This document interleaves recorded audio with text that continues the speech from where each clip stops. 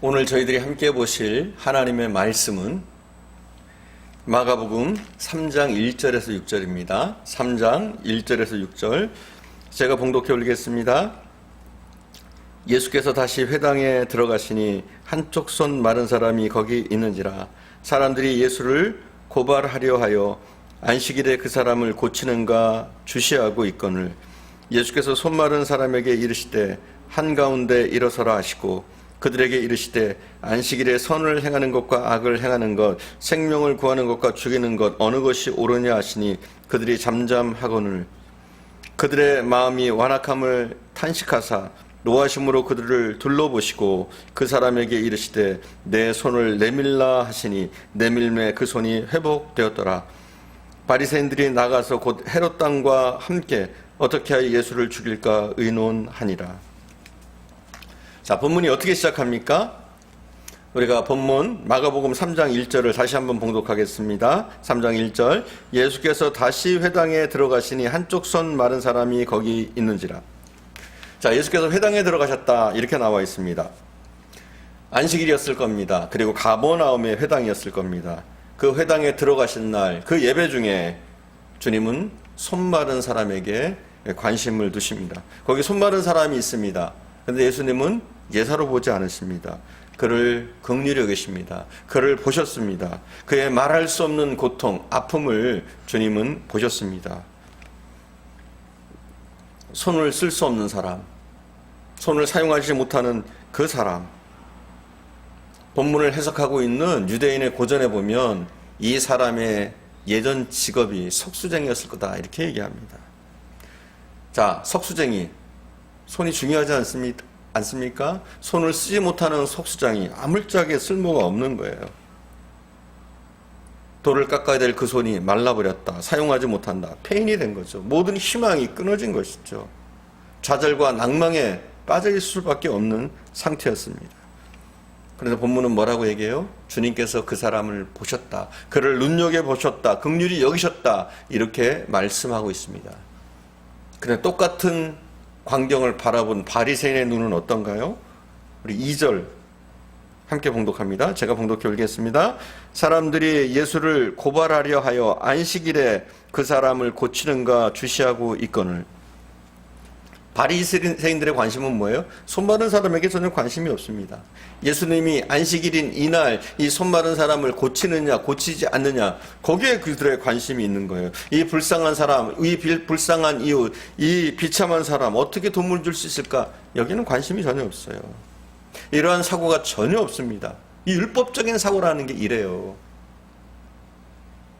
독단적인 사고방식. 그들에게는 복음적인 사고방식이 없어요. 복음 안에 자유함이 없어요. 복음적인 의식구조가 전혀 없습니다. 그런데 참 희한한 것은 복음을 받아들인 우리 속에도 이러한 것들이 있을 수 있다는 거예요. 복음을 받아들인 그리스도인의 마음 속에도 이런 마음이 있을 수 있다는 거예요. 잘했느냐 못했느냐 따지기 좋아하고. 우리가 이미 살펴본 마가복음 2장을 보시면 아주 재밌습니다. 우리가 살펴보지 않았습니까? 금식농쟁. 예수님 뭐라고 그러셔요? 금식농쟁에 새 포도주는 새 부대에 넣어야 한다. 낡은 가죽 부대에 넣어서는 안 된다. 무슨 얘기예요? 새로운 시대가 왔어요. 예수 그리스도께서 오셨습니다. 복음이 선포되었습니다. 그런데 아직까지 사람들의 마음은 낡은 가죽 부대인 거예요. 복음을 받아들일 준비가 되지 않았어요. 이제는 방식을 바꿔야 하는데 사람들은 바뀌지 않습니다. 율법적인 의식구조에 꽉 사로잡혀서 이웃을 정죄하고 이웃을 비판하는 그런 모습을 주로 행합니다. 여러분, 우리는 이웃에 관심을 가져야 되는 줄 믿습니다. 우리가 이웃에게 관심을 가지고 이웃을 이해하고 긍휼히 여길 때 우리가 가지고 있는 복음은 복음이 되어지는 거예요. 하지만 율법적인 태도로 우리의 이웃을 정죄하고 독단적인 신앙의 태도를 보이면 우리의 삶이 우리 이웃에게 굿뉴스가 되지 못합니다. 복음이 되지 못합니다. 어떻게 하면 예수님처럼 우리가 이웃을 도울 수 있는 복음적인 사람이 될 수 있을까? 우리가 어떻게 하면 이렇게 살 수 있을까? 두 가지가 필요합니다. 무엇보다 사람을 중요하게 여겨야 돼요. 사람을 중요하게. 사람을 소중히 여겨야 된단 말이에요. 그리고 그 사람을 어떻게 도울 수 있을지 진지하게 모색하는 삶의 태도가 필요해요. 그냥 관심을 갖는 것뿐만 아니라 어떻게 하면 구체적으로 내가 그들을 도울 수 있을까, 그들의 필요를 채워주는 노력들이 우리에게 필요하단 말이죠. 자, 예수님이 세리를 도우셨어요. 세리 마태를 도우셨어요. 그를 어떻게 도우셨습니까? 어떤 방법으로 도우셨습니까? 그와 함께 하셨습니다. 그를 상대해 주셨습니다. 그의 잔치에 참여해서 더불어 식사를 하셨어요. 그리고 그것이 사회적인 문제가 될 것, 그것 때문에 비난받을 것을 아시면서도 그는 공개적으로 마태와 함께 식사를 하셨습니다. 자, 오늘 본문에 나오는 이 손 마른 사람의 필요는 뭘까요? 무엇이 이 사람의 필요일까요? 무엇이 이 사람에게 필요했을까요? 당연히 손을 놨는 것이죠. 그에게 필요했던 것은 손을 놨는 것이었어요. 예수님은 그가 무엇이 필요한지 보시고 그 필요를 채워주십니다. 5절 우리가 함께 봉독하겠습니다. 3장 5절입니다. 그들의 마음의 완악함을 탄식하사 노하심으로 그들을 둘러보시고 그 사람에게 이르시되 내 손을 내밀라 하시니 내밀매 그 손이 회복되었더라. 내밀매 그가 회복되었더라. 저는 예수님이 이 사람의 손만 낫게 하셨다고 생각하지 않아요. 그 순간 이 사람의 마음도 고쳐지는 거예요. 좌절과 낙심, 희망을 잃었던 이의 마음, 상처받았던 그 영혼이 모든 자존감이 회복되고 희망이 회복되는 순간이었다고 봅니다. 뿐만 아닙니다. 이것뿐만 아니라고 생각해요. 그냥 단순히 육체적인 고통이 덜어지고 마음이 평안해졌다, 희망을 가졌다, 이 정도가 아니라 그의 영혼까지도 예수님의 이 만지심을 통해서, 이 치료를 통해서 치료됐다고 봅니다. 영적인 문제도 도우셨을 거예요. 물론 마가복음에는 자세하게 나와 있지 않아요.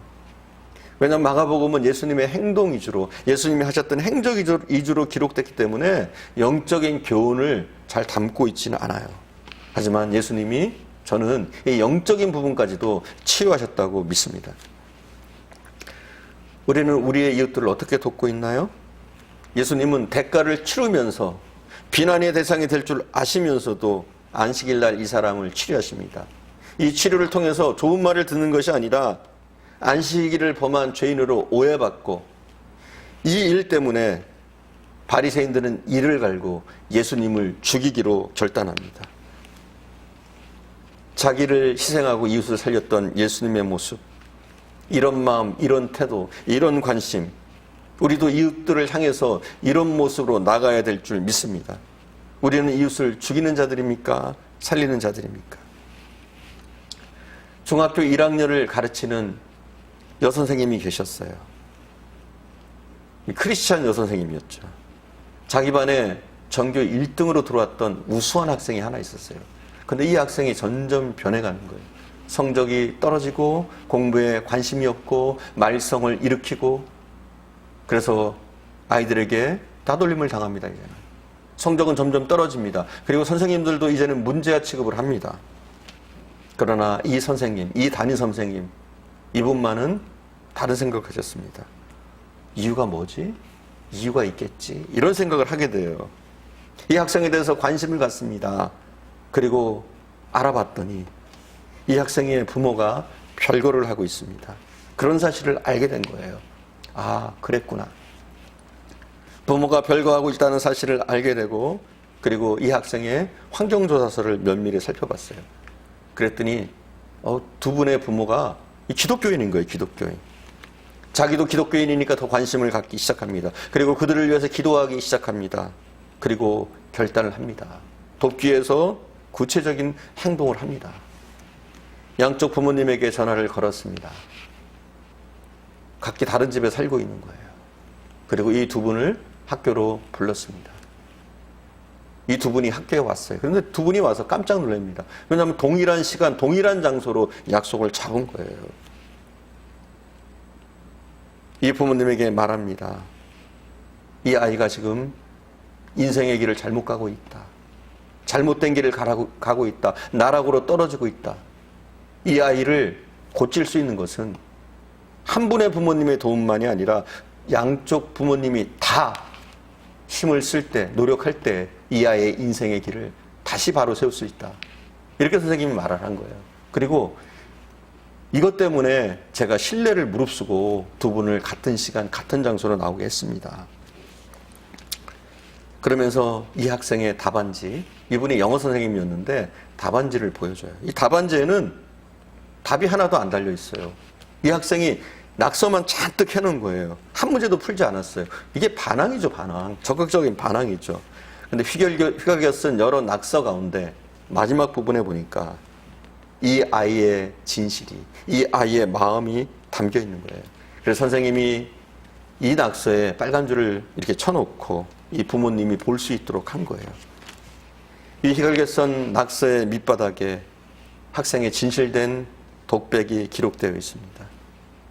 이 독백의 내용은 이런 거예요. 아빠, 엄마, 난 누구하고 살아? 난 누구하고 살아? 이혼하면 나는 누구하고 살아? 아빠, 엄마, 나는 둘 다 사랑해. 둘 다 필요해. 이런 말이 쓰여 있는 거예요. 그리고 또 마지막 부분에 맨 구석에 보니까 아빠, 엄마, 우리를 사랑해? 정말 우리를 사랑해? 이것을 보여준 순간 아버지가 고개를 푹 떨굽니다. 어머니도 고개를 떨굽니다. 깊은 정적이 지났습니다. 그때 선생님이 말을 꺼냅니다. 두 분을 보니까 기독교적인 배경이시더라고요. 저도 기독교인입니다. 제가 기도해 드릴까요? 그러면서 이 두 부모님의 손을 꼭 붙잡고 기도합니다. 기도하는 그 순간 교무실은 통곡의 바다가 되어집니다. 어깨를 들썩이며 울기 시작합니다. 그리고 이것이 이 가정의 회복의 시발점이 되어집니다. 회복되어졌습니다. 다시 합쳤습니다. 그리고 이 아이도 이것을 계기로 새로운 인생길, 바른 인생길을 걷기 시작했다고 합니다.